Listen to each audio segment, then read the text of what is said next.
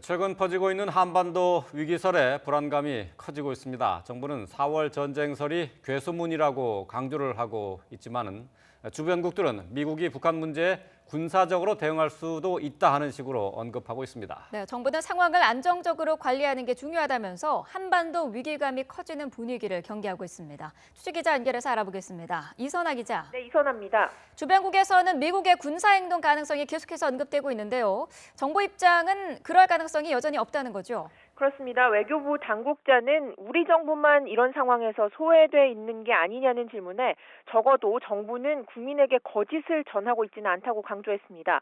4월 전쟁설이나 미국의 북한 폭격설 등이 근거 없는 소문이란 입장을 다시 밝힌 겁니다. 주변국에서는 미국 군사 대응설을 자꾸 키우는데 우리 정부는 헛소문이라고만 하는 게 너무 안이한 대응 아니냐 이런 지적에도 지금은 상황을 안정적으로 관리하면서 북한 비핵화를 위해 더욱 강력한 조치를 해나가는 게 가장 중요하다고 답했습니다. 하지만 안보 위기감 때문에 일본이나 러시아에서 미국의 군사적 대응 가능성에 대해서 언급한 부분에서 매우 민감하게 반응할 수밖에 없겠는데요.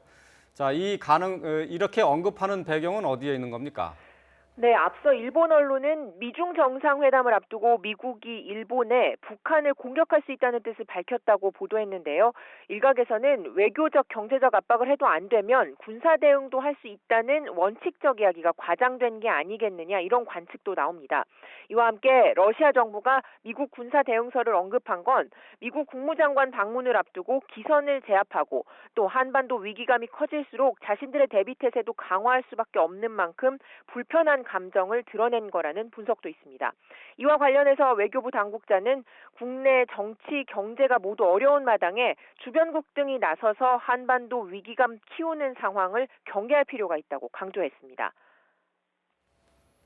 네, 북한은 어제 정기국회격인 최고인민회의를 열었고요. 김정은도 여기에 참석을 했습니다. 특별한 메시지는 없었다고요. 네, 별다른 대외 메시지 없이 조직과 인사, 예산 등 내부 문제만 다룬 것으로 보입니다.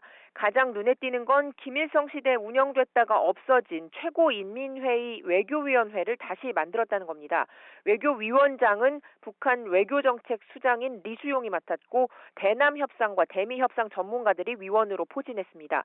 이에 따라 북한이 앞으로 국제사회 제재를 피하고 고립에서 벗어나려고 적극적으로 외교 공세를 펼 거라는 관측이 나옵니다. 지금까지 YTN 이선아입니다.